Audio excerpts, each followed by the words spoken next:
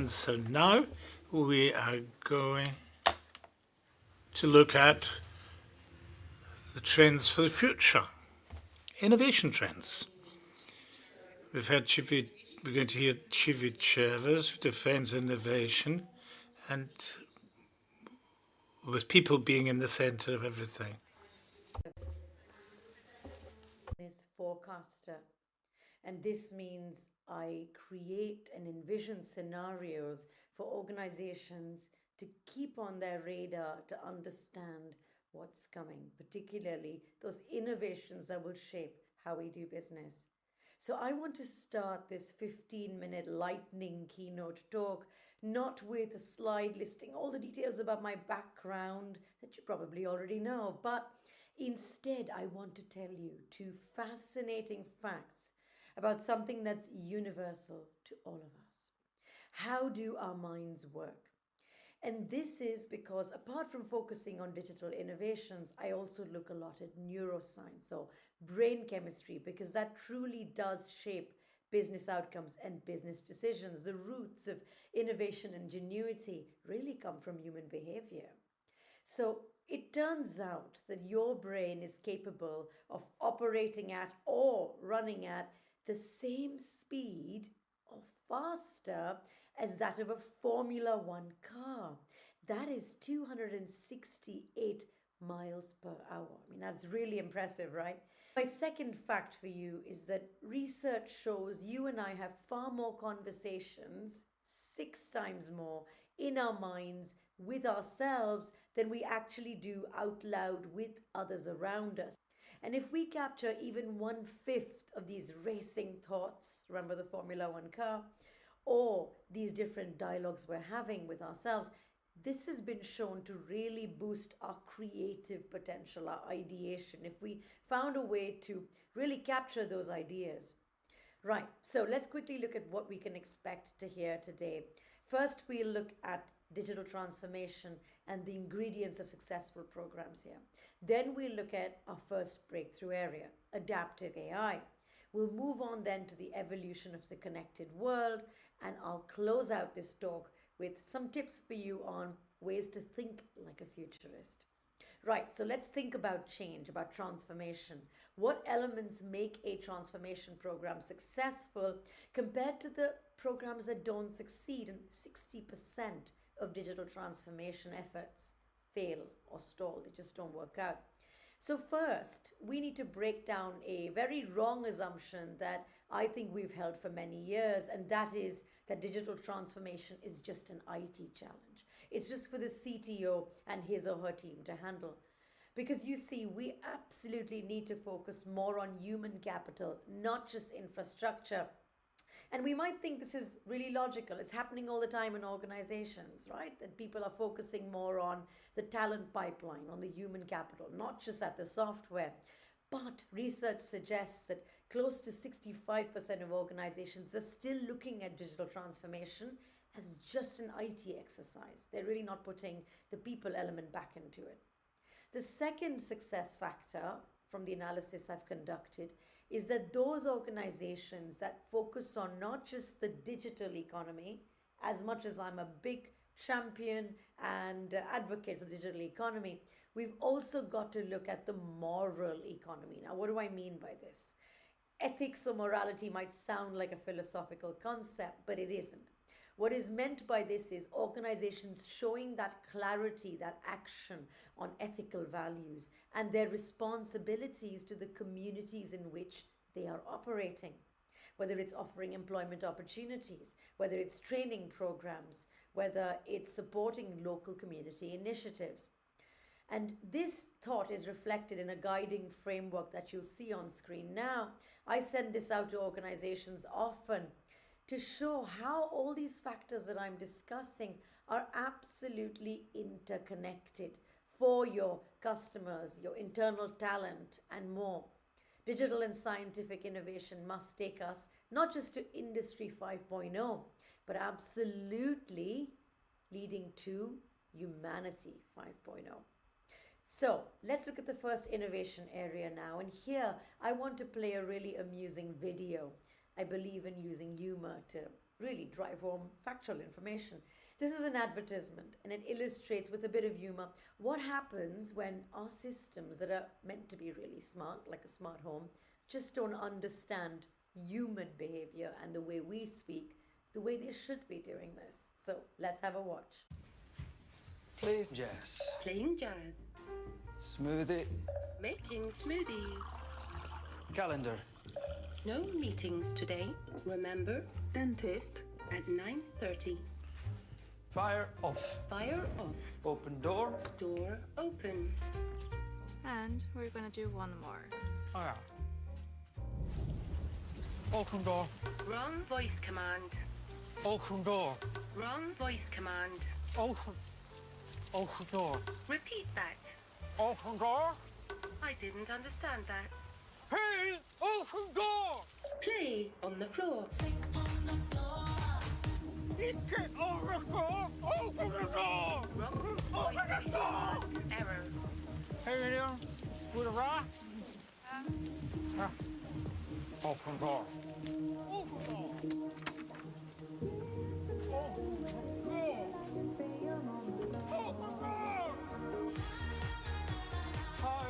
Higher volume. So that really makes the case for what I'm about to say next is we've got to take our apps, our platforms, our smart sensors from level 1 or 2 to level 3 or 4. And we are already seeing that happen. And this is happening through something called adaptive AI, where we give our digital tools, our apps, our dashboards, our software, the ability to understand human dialogue and to perceive and respond to us in a way that's much more useful than what we have today. So think of this as decoding human emotion, where an AI-powered service really understands what you're asking.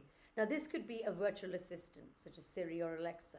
It could be a data science dashboard that creates business intelligence for our teams. It could be navigation software that we use in our cars. But all of this starts to develop more of the ability to perceive, to understand, and to respond to us. So we want to give a layer of social intelligence to code. So let's look at what this can actually do. What's my customer number, Jamie? You can find your customer number on the back of your ANZ debit or credit card. Welcome to Mercedes-Benz. I'm here to help you with your new car. You look anxious, but rest assured your health is my primary concern. To deliver more care to more patients for less cost. So we're not trying to fool people that it is a person, but we're trying to give the biological signals which we respond to. How do we interact with those machines? So they're working on our terms. We're basically putting humans at the center of technology. When you're responsible for managing complex business processes, you are also responsible for knowledge workers who painstakingly hunt for information hidden from most automation technology. It is able to learn by observing human behavior, taught by humans, to uncover unstructured, hidden data, liberating them to handle exceptions, make the really important decisions only humans can make. And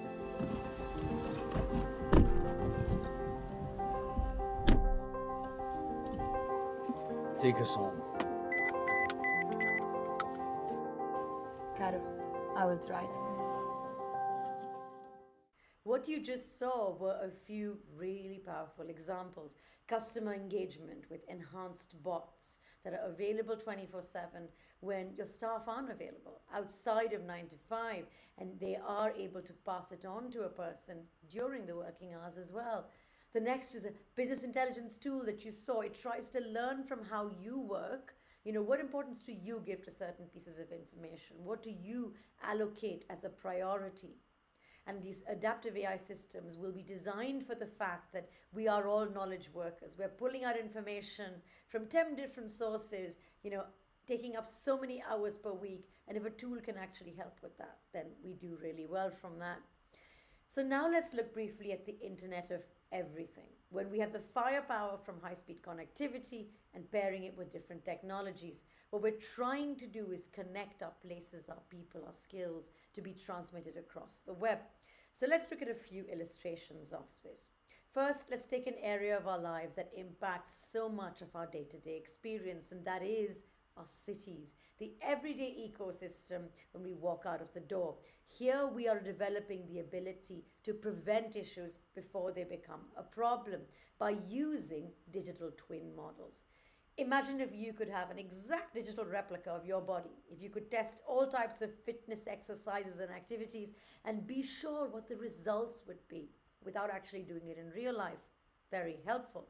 Now we apply that to our cities. Digital twins are going to give us more and more replicas of our cities, our businesses, our construction sites, down to the last detail, and you can virtually test how changes would actually affect that place in real life. Now let's present a different vision, which is about augmenting information, putting digital information into our real world using augmented reality, where you just hold up your phone or your tablet and through your camera, you look at your real world, but it's overlaying something digital on top of it. Now, this is being used, yes, of course, for lighter, entertaining things on social media, but engineering, health, medicine, defense, all these organizations and sectors are using it with very, very serious business impact. We need to start taking this more seriously, to use it to persuade, to inform, to engage our customers, to train our workforce, to pitch ideas, to prototype. And research shows that we learn 6 times more using these immersive methods, you see. When we combine augmented reality with the Internet of Things, it starts to create a much more engaging interface for people. It's almost the future of knowledge transmission, and we must keep this in mind. We're going to use this to teach engineers, to teach medics. What are these augmented reality ecosystems? We've got to keep an eye on this and think about using augmented reality in our businesses. Now, as we come to the end of the talk, I wanted to share very quickly a few ways for you to think like a futurist yourself to benefit your business. The first tip is that the majority of time we make business plans on linear timelines. And what I mean by that is A, then B, then C, then D, then E, and so on. A sequence of events in order of their occurrence across a very specific time period, an ordered view. That's not wrong. We don't have to abandon it. But as futurists, what we have to do, especially when we've got digital innovation, we've got to plot on a timeline that isn't just A leads to B, B leads to C. We've got to plot along the short and the long term at the same time. And because many aspects of digital innovation and transformation happen at the same time, we've got to be able to come back to things, not just if this, then that, but to be able to jump from D to A, to jump from A right to M coming back to B. Okay, so you're literally going back and forth like this. This allows us to build fluidity into the digital value chain, to test products and services as they are being built, the same way that big technology giants do. Every organization, including yours, can be and is a digital organization. We've got to think of all of us as a digital, a tech company in some ways. And my second tip is the same way that I'm building this bridge between you and what's coming, you need to start doing more of the same for your clients, for your workforce.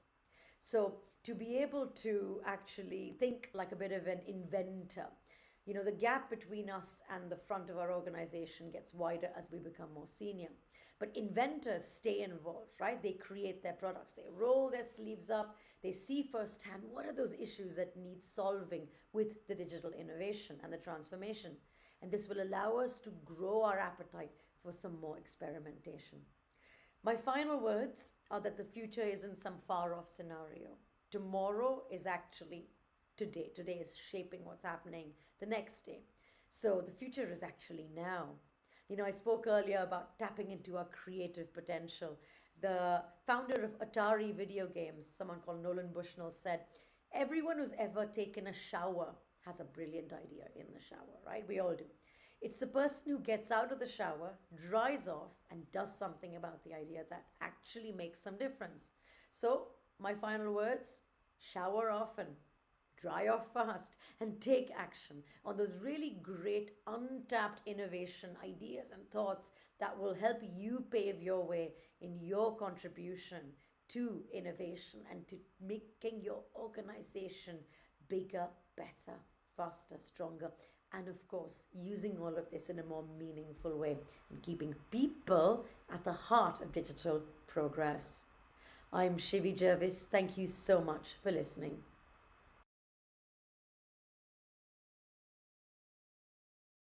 As pistas daquela que é Thank you very much. From one of the most influential women in the United States. And we are going to have a Bruno Casadinho, and was considered one of the 20 leaders of the country over the age of 40. And then Inês Elise, university professor from the IT engineering department in the technical. She's university professor.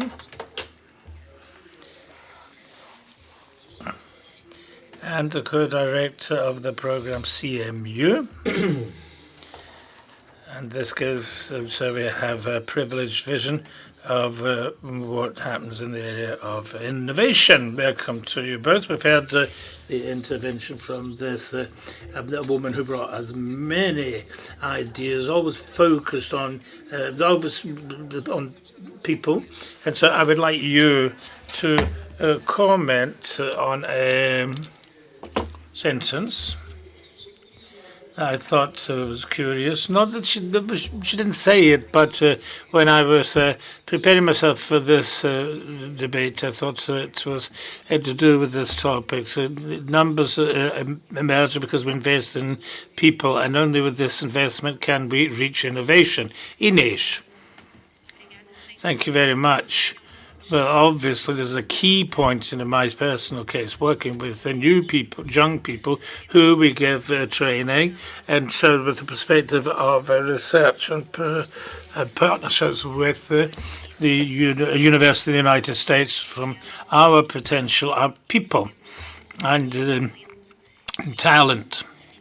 And so allow me to add creativity, which is typical of the youth, and the irreverence, and that is why in Portugal we have all the ingredients that we need. And it's fascinating by looking at this talent with the problems that we have, and it's not worthwhile hiding that we have a problem in retaining talent, because our talent, our best talent, see the world and not only Portugal, are to retain them.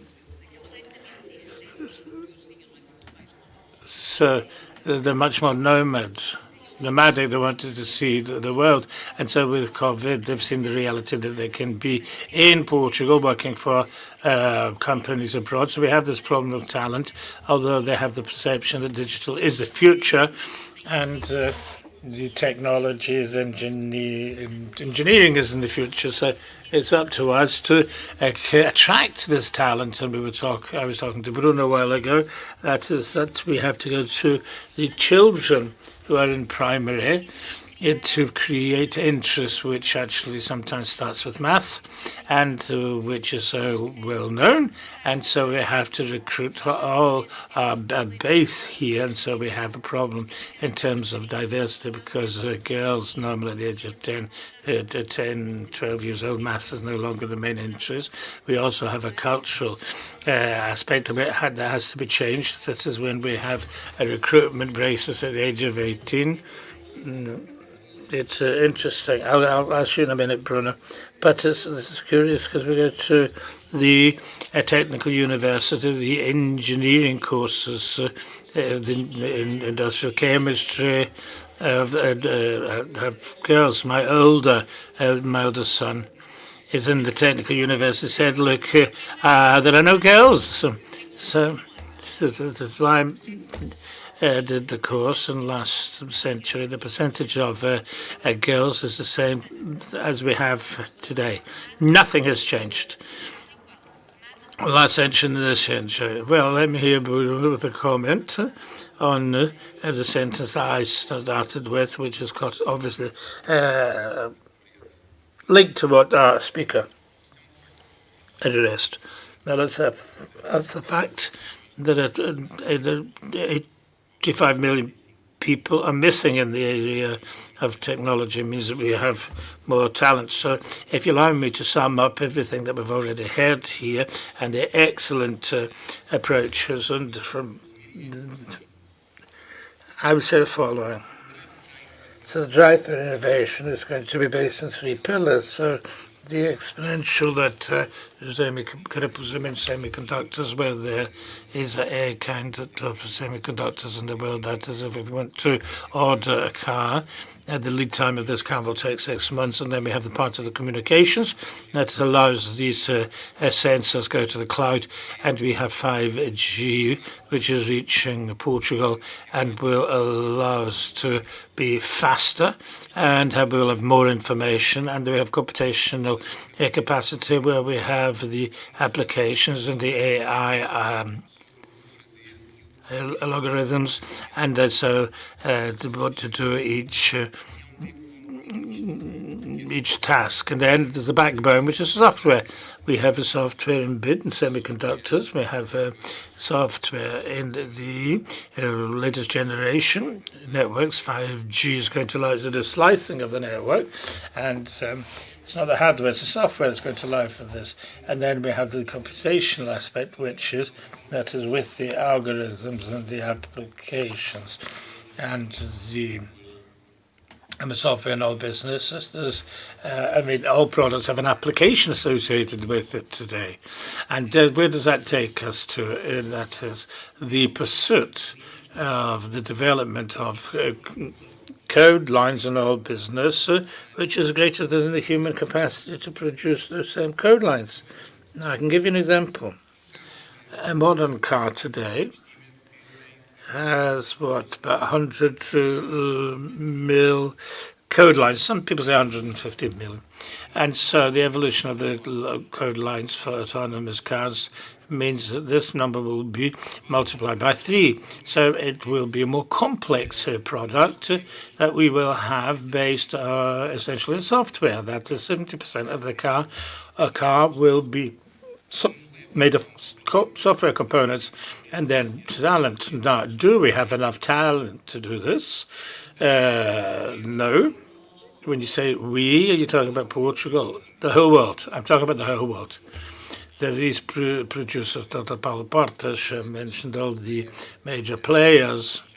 And just to make an analogy with Facebook has 15 million code lines, and so you can see the difference between 15 million and 100 million. So I could use software as a medical device, not only a car. And so what will be the role of talent, in my opinion? Well, the code generation. It may be controversial, what I'm going to say. The code generation will be a commodity in time. And as Chivi was saying, she's showed so well in her video, our role will be to give a context to the machine so that it can be better, because machines cannot do human beings do to them. And as Anish was saying, to give social intelligence to the technological instruments that we have at our availability. And that's your area, the area of artificial intelligence that was reported, and to give us the notion, which I think is very important, just like in everything, it's good to know the background. The background of artificial intelligence comes from 1956 in the United States. It is a story which has a number of winters, and the question is, where are we going with this, and to take into account that the methods that we use now are from the 50s to improve with the capacities that José Carapuça with access to data that didn't exist at the time, but everything that we talk about machine learning, and that is improvement with our algorithms comes from the 50s, which is absolutely amazing. Or the 60s. We didn't have a computational ability nor the data we have today. So the advances today are amazing. Paulo Portas said and rightly so, that in terms of the global potentials, we have China, which is huge. And I don't know if there was people know that there was a landmark in 1997. There was AlphaGo, an algorithm that managed to when the game Go, that was an example of the game where artificial intelligence would never beat the human, and so this shook the consciousness in China. In China, there's a huge investment, and it says that has got a target to surpass the United States, because China just copied what was happening. So there's a huge investment. If we're going to look at the top 10 of universities in terms of ratings, there are Europeans, there are none, and there are 3 or 4 Chinese, which are almost gaining over US universities. And in China, there are no rules, practically nothing. And so there is an avant-garde. So we're going to talk about ethics and morals in a minute. And Paul Porter's actually raised this question a while ago. What are the limits? And the question of regulations, that is whether we Europeans regulate too much.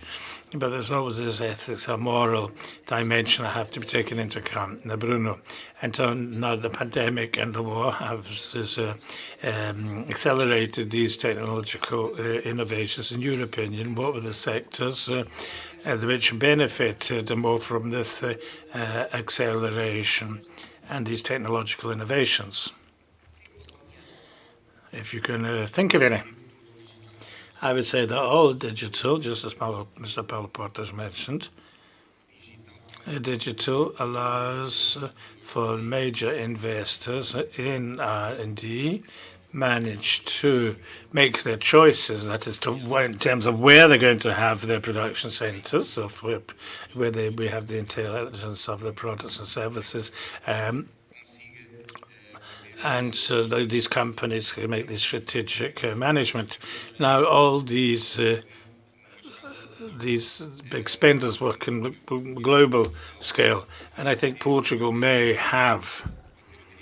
I would say that's already happening, but the strategy, the investment strategy in mass software production centres will go to this side of Europe, Portugal, and we have a major centre of engineering centre in Portugal, and I've had it for many years, and what we feel is that the situation was unstable with the war in Ukraine, but the whole investment was thought and planned for that area was thought for Portugal, and this is an opportunity for us, but I insist we have to have the ability to plan, anticipate this demand, because if not, we're not going to be able to respond.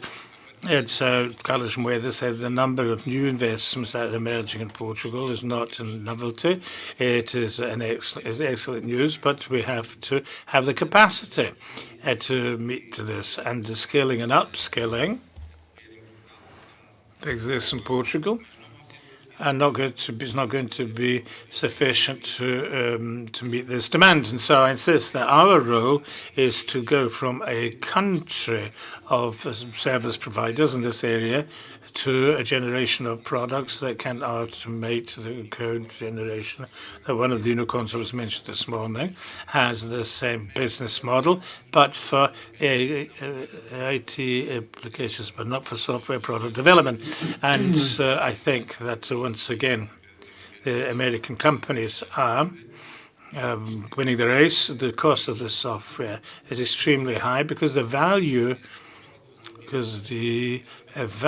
proposal that they give to the clients is enormous. So major industrialists like Airbus, just at this scale, will they be able to afford these platforms of this type? So it was interesting that there was a survey during the pandemic, and the Portuguese entrepreneurs said the best way to overcome the crisis was to invest in innovation.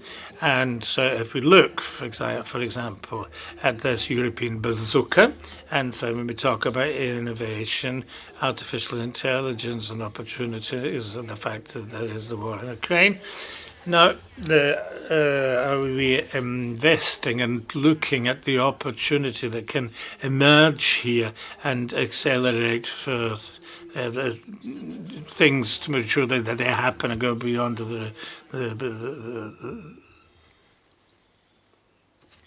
idea of just starting to see what's going to happen? I would say that the answer is yes.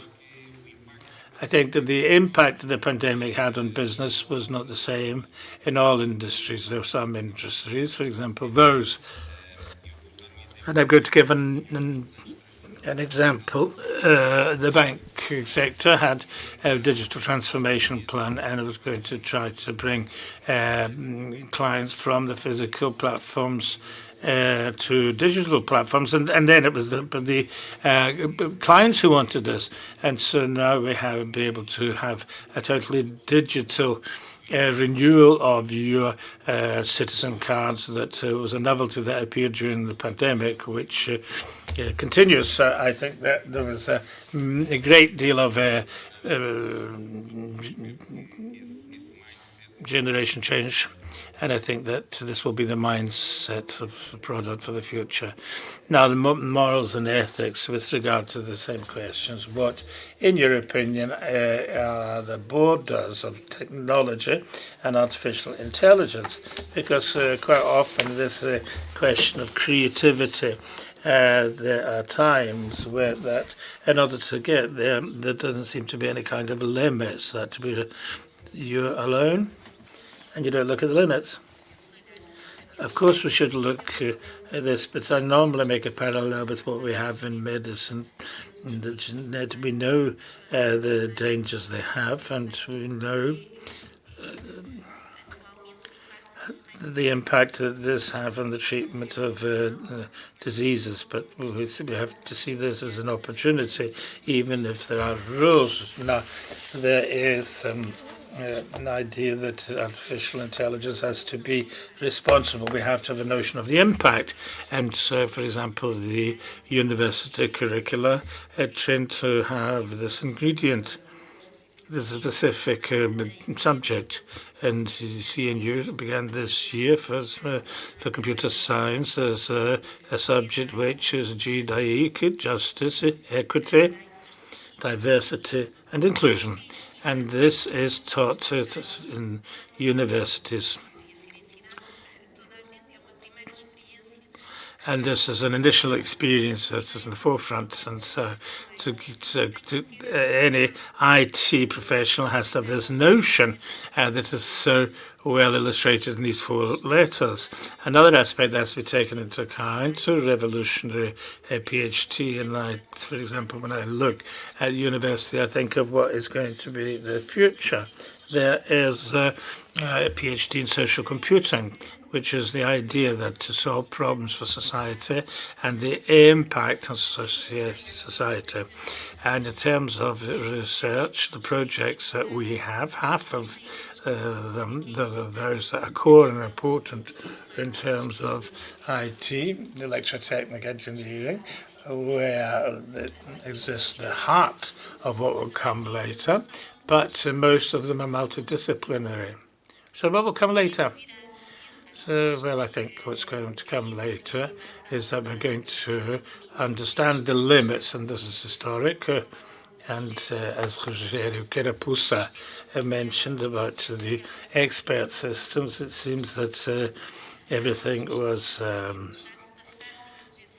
studied, but in Europe, for example, everything started in Edinburgh, and then a report said these people promise lots of things, but they do nothing, and then their financing was cut. And the European financing started because Japan, in the 80s, Japan made a great investment. And so now we've got China. We have to realize what the limits are. Yesterday, in the subject of artificial intelligence, I said, when do you think autonomous cars? He said 5 years. We'll see if they're 50, but I hope they're right. So they're here. The people think everything's going to be solved from one day to another. I'm going to give you each one 40 seconds for a final word in terms of what you think is going to happen.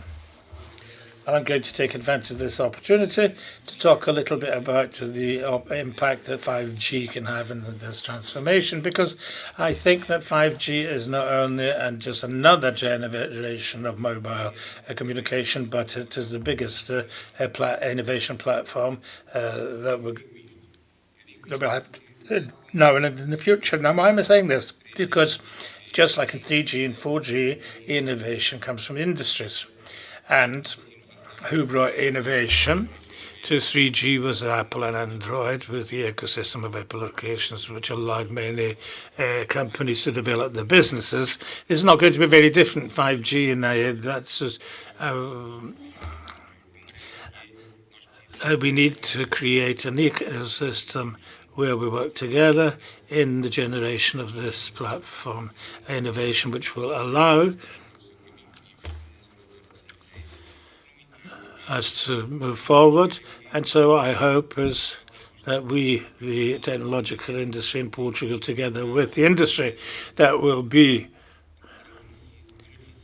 the major beneficiary of this technology, we need to work together to get as much value as possible for our business. So I would just like to leave you with a message, a word that will be the future AX, AI. Now, this is part of responsible artificial intelligence. It's explainable AI. That is, the AI must give explanations. Here's the algorithm, the Twitter algorithm. We have to understand how this algorithm works. It has to explain the things. It's enough to have an algorithm saying this is the waiting list for surgery, and it's a lot of this where we have a right to receive an explanation. It's not only for the algorithms to work very well. We have to know how they work, and they have to explain why they work in such a way. In terms of autonomous vehicles, we know the risks that they have, and so they have to impute and understand how this works. Well, thank you very much. I'm sure there's lots to talk about this, and there will no doubt be other opportunities. Thank you very much. And so we're going to have a short break. Thank you.